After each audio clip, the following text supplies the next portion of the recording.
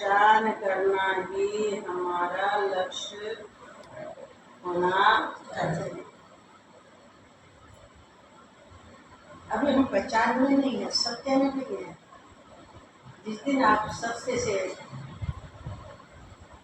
आमने सामने होगे ना, सत्य को जब जानोगे तब आपको यथार्थ बोध होगा कि हकीकत में हम क्या कर रहे हैं, कहाँ जा रहे हैं, कहाँ उलझ गए हैं, कितने जन्मों से उलझ रहे हैं। हम उन सत्य के बोध में आ गए हैं, हमें अपना पता चल गया है। ये मान जाना और ये पूरा अंदर में आकर पहचान कर लेना कि मेरा इन सबसे कोई परिचय नहीं है। बस यही माया थी जिसमें उलझ रहा था। आज माया का आवरण फट गया है। तो ये माया डाली किसने? मत कहो भगवान ने। नहीं नहीं, मैं स्वयं को भूला तो उस भूल से ही वो माया का प्रकाट्य हो गया। माया तो सदा से थी, सदा है, सदा रहेगी। पर वो किसको भ्रांति में डालती है? जो हम स्वयं भ्रांति में आ गए। बस वही एक आवरण का नाम माया है। ये तो भगवान की योग माया है, कृपा दृष्टि है कि तुमने गलत पकड़ लिया तो उसको बांधते चले गए। कम से कम दुखी ना हो, वहाँ भी कृपा है, आपकी व्यवस्था कर दी। तो उछल इसने कर देने दो। सद्गुरुओं को, वेद शास्त्रों को, महापुरुषों को, ऋषियों को आपके सामने उपस्थित कर दिया। इनको जगाओ, इनकी माया से, माया की नींद से ये जगे, माया की नींद से ये जगे। जगने का प्रयास ही मानव करता नहीं है। जल्दी से बताओ क्या? जबकि सबको अंदर से खोज किसकी है? शांति। मुझे शांति चाहिए, मुझे शांति चाहिए। तो शांति जिस ढंग से आप चाहते हो उसमें शांति। अच्छा, कई और आवरण डाल लेते हैं। हम सोचते हैं कि नहीं नहीं, हम तो शांति करें। क्यों? अरे हम जानने वाले हैं ना। बस कहने मात्र से ही अपने ऊपर एक भ्रम का प्रचार डाल लेते हैं कि हम तो जानने वाले हैं, हम शांत हो गए हैं। अरे कहाँ जाना है? आना जाना कहीं नहीं। हम दृष्टा है, जानने वाले हैं, अविनाशी हैं। उसी संस्कार में ही और ऐड कर ली 4 बार। और कर क्या रहे हो? तुम संस्कारों के लपेटे में ही अभी और भी ज्यादा अहंकार का लपेटा और ले रहे हो। और अहंकार से भगवान बहुत दूर है। अहंकार ही भगवान के यहाँ सुहाता नहीं है। वो सोना आकर कभी अहंकार नहीं करते। देखो, पूरी शक्तियां, ईश्वर की शक्ति वो मनुष्य देह में आते हैं और अपने पुरुषार्थ से ईश्वरीय शक्ति अर्जित करते हैं। किस लिए? धर्म की स्थापना और अधर्म का विनाश करने के लिए, दुष्टों का संहार करने के लिए। नहीं तो इस पृथ्वी पर दुष्ट बहुत बढ़ जाए। जब भी दुष्टता मानव के बस की तो बात है ही नहीं। दुष्टताओं का नाश करने में कहाँ से बढ़ जाए? हम अपने परिवार की दुष्टता नहीं निपटा सकते? बता दो। बहू सास की ना बने तब प्रतिकूलता, बाप बेटे की ना बने तब प्रतिकूलता, भाई बहन की ना बने तब प्रतिकूलता, पति पत्नी की ना बने तब प्रतिकूलता। हम तो छोटी सी दुष्टता नहीं मिटा सकते। हम संसार की दुष्टता कैसे मिटा देंगे? देखो, आप सोचो जरा। तो आम सामान्य व्यक्ति के हाथ में तो कुछ नहीं है ना। जब दुष्टता इस संसार में, भाई भाई लड़ते हैं, पति पत्नी लड़ते हैं, सास बहू लड़ती है, कोई अधिकारों के लिए लड़ रही है, कोई किसी चीज के लिए लड़ रही है, यानी सुख के पीछे भाग रही है, तो उसी से दुष्टता जब चरम सीमा पर चढ़ जाती है और अति हो जाती है, तब फिर आते हैं भगवान। संत के रूप में तो दिनदास समझाते ही हैं। इसलिए भगवान ने ऐलान किया कि संत के रूप में तो मेरा नित्य अवतार होता है। मैं हमेशा ही संत के रूप में नहीं तो हूँ। भगवान ने कहा ना, ज्ञानी भक्त तो मेरा ही स्वरूप है, कोई अंतर ही नहीं है।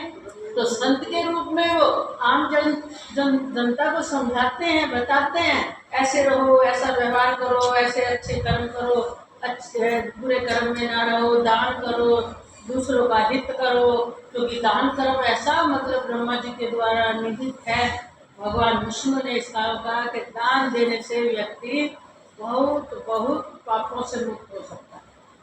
दान का इतना महत्व बताया। तो दान करो। जो ये कथाएं भी बना रखी हैं कि 3 गए ब्रह्मा जी के पास दानव, मतलब असुर और देवता और मानव। उन्होंने तो एक ही बात 3 बार बोली, दया दया दया। तो सब ने इससे आगे कुछ बोले नहीं, क्योंकि ब्रह्मा जी इतना थोड़ी बोलते हैं। अब जैसे वो आए तो सबने अपने अपने हिसाब से हिसाब लगाया। तो क्या अर्थ निकला? क्या अर्थ निकला?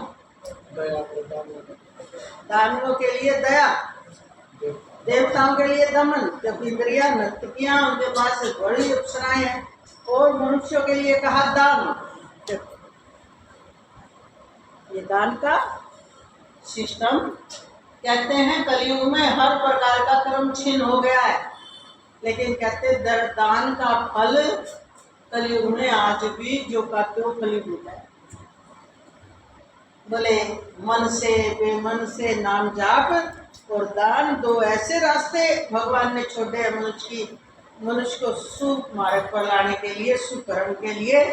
कि दान चाहे 1 नंबर की कमाई का है, चाहे 2 नंबर की कमाई का है, अगर तुम दान करते रहे और भगवान का नाम जाप करते रहे, जो गुरु के द्वारा मंत्र मिला है वही नाम जाप कहा जाता है। अपने मन से किया हुआ कोई मंत्र फलीभूत नहीं होता, ये भी बता दें। गुरु के द्वारा मिला हुआ ही मंत्र फलीभूत होता है। तो ये 2 कर्म कलयुग में बोले इसको उभारे रखेंगे जीवात्मा को, क्योंकि कलयुग जो है, कली का प्रभाव, ये युग तो ऐसा ही है भाई, आता ही है द्वापर के बाद। ये जब खत्म हो जाएगा फिर सतयुग आ जाएगा। तो इस 2 कर्म की कभी भी पावर कम नहीं होती। ये पहले भी उतना पावरफुल थे और आज भी उतने पावरफुल है। बाकी हर कर्म में पावर उतना कम हो गया। पहले हवन यज्ञ होता था तो जिस मंत्र का बोल करके आहुति दे दी अग्नि में, उसी समय वो देवता प्रकट हो जाता है जिस कार्य से। अब देखो कहाँ इतना बल, किसी भी अनुष्ठान में उतना बल है ही नहीं अब तो किसमें बल है? बोले अपनी व्यक्ति के अंदर। क्योंकि मानव को दान की क्यों इतनी महिमा बताई? बोले कलयुग का प्राणी कलयुग चपेटे में लेगा, और इसकी अगर देने की, दान करने की, दान का मतलब ये नहीं होता कि जो हमने बस ये दान दी थी, किसी को दान दे दिया। दान का मतलब होता है जो आपके पास है उसको देने की भावना हो।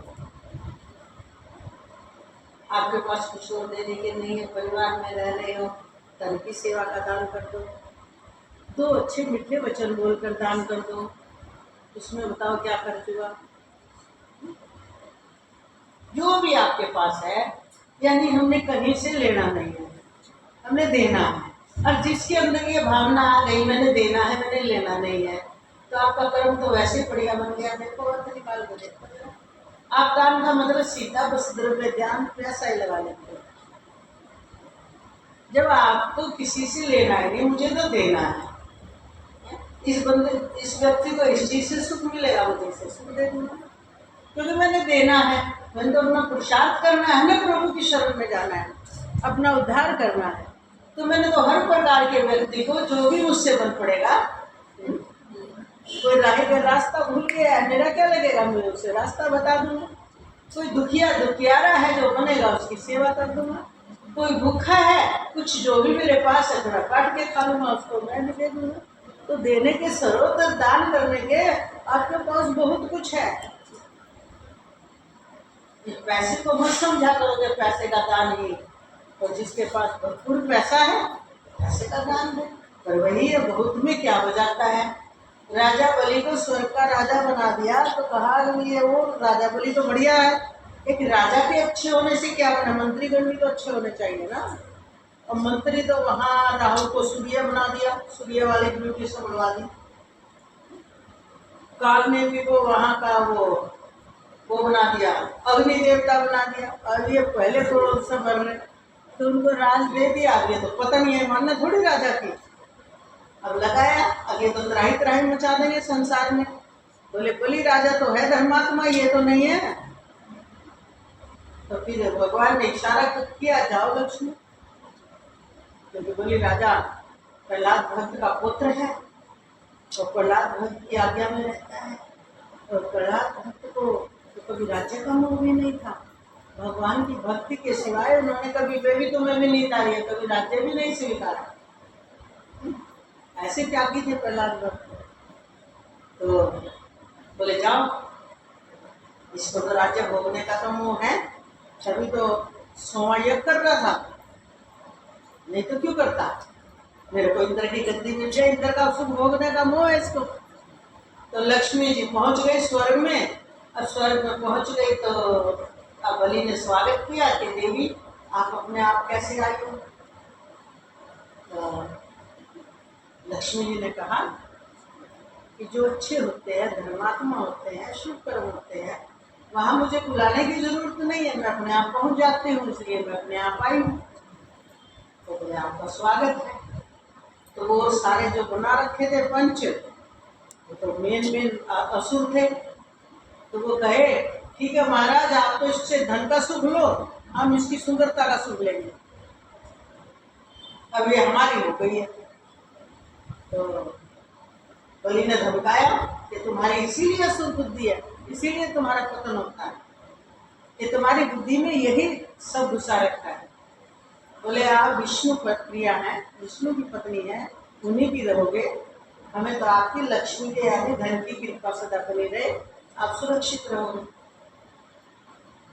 फिर किसी ने बलि से कह दिया अब सदा सुखी रहने के लिए कौन सा कर्म करना चाहिए। तो कहा दान, दान हमेशा सुखी रखता है। तो बलि ने दान देना शुरू कर दिया, पृथ्वी पर आकर भी दान देना शुरू कर दिया। तो पृथ्वी तो का स्वामी कहलाता है इंद्र के पद पर बैठकर।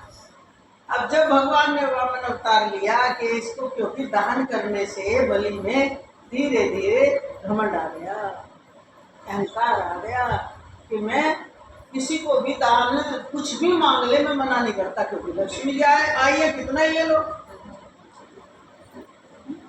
मैं इतना बड़ा दानी बन गया हूँ कि मैं किसी को भी मना नहीं करता। और चाल ये सारी की सारी वहां व्यवस्था की थी, क्योंकि स्वर्ग पे बैठने के अधिकारी बलि तो था, वो तो नहीं थे ना, सृष्टि का नाश हो जाता। तो रास्ता निकालना पड़ता है कि जिस व्यक्ति में जो कमी है। बोले इसमें भोग की इच्छा है तो यश की भी इच्छा होगी, तो यश इसका बढ़ा दो और फिर देखते हैं अहंकार आएगा कि नहीं। तो यश बढ़ा दिया बलि का दान के माध्यम से, अहंकार आ गया। अब वामन भगवान 3 पद भूमि मांग रहे हैं। तो कह रहे मेरे इतने बड़े बड़े असुर हैं, उनके पाँव से नपवा दूंगा, कम से कम एक नगर तो मिल ही जाएगा। भगवान बोले कि मुझे किसी के उससे नहीं चाहिए, मैं तो अपने पाँव से नापूंगा।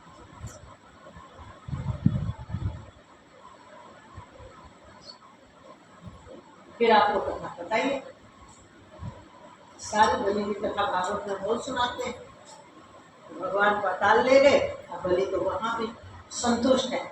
और बलि ने एक ही चीज मांगी भगवान से, प्रभु मुझे अभिमान हो गया था। बोले मैं अपने भक्त में अभिमान नहीं रहने देता, अहंकार हो गया था तुम्हें दान का, और मुझे अपने भक्त में अहंकार नहीं सुहाता, इसीलिए मैंने ये लीला करनी पड़ी।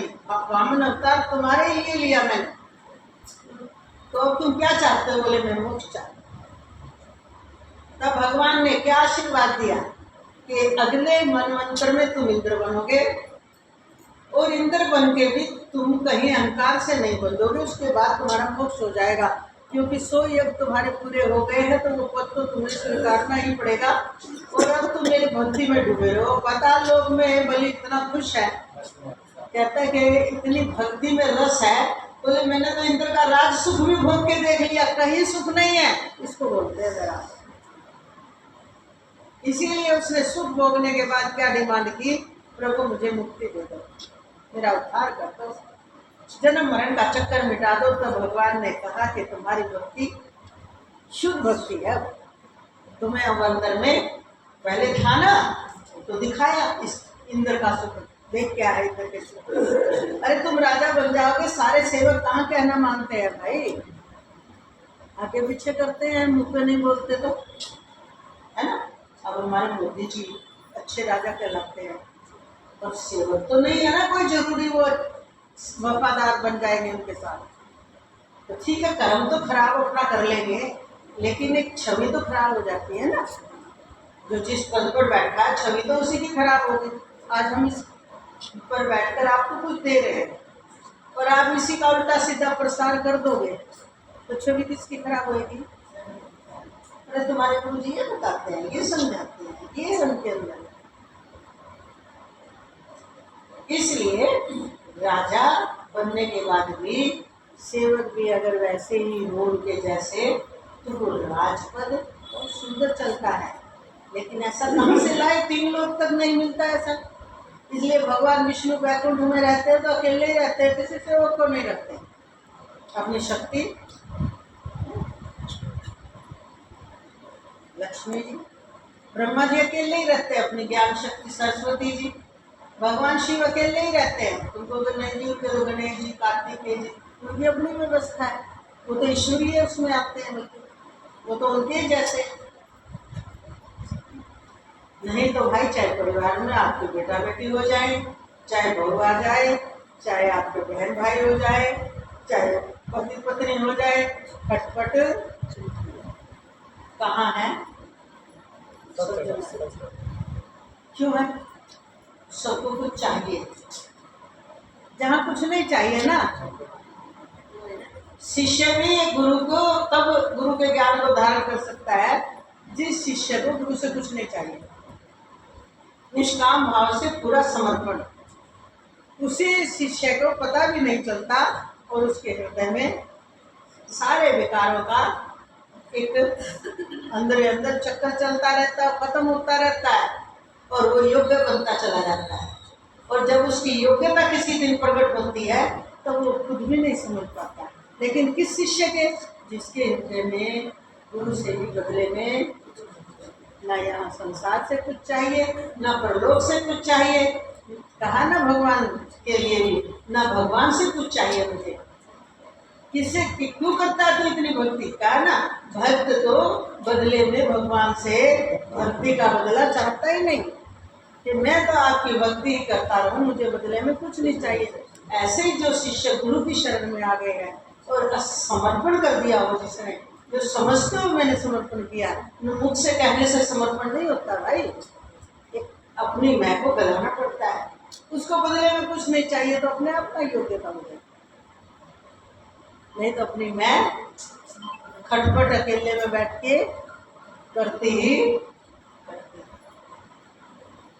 तो इसलिए वही आत्मबोध उपनिषद कहता है, वही अधिकारी है।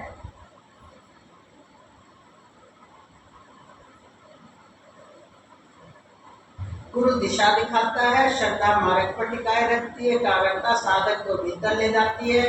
ये तीनों मिल उपस्थित होते हैं जब, तब आत्मबोध का प्रकाश अपने आप फूट पड़ता है। अंततः आत्मबोध को साधना किसी लक्ष्य की ओर बढ़ना नहीं, बल्कि अपनी मौलिक अवस्था को पहचानना है।